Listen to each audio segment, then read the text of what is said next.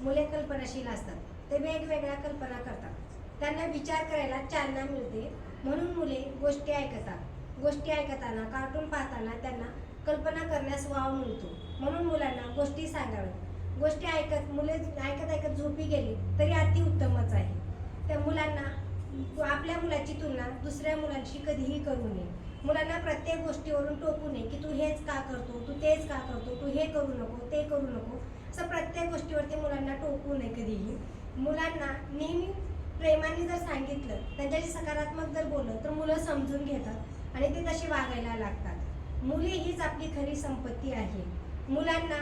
मुलांकडे दुर्लक्ष होत नाही ना. इतर संपत्ती कमवण्याच्या नादात मुले आपल्यापासून दूर जात आहेत का, आपण त्यांच्याकडे किती वेळ देतो, आपल्याशी मुलं किती संपर्क साधतात, या गोष्टीकडे लक्ष देणं गरजेचं आहे.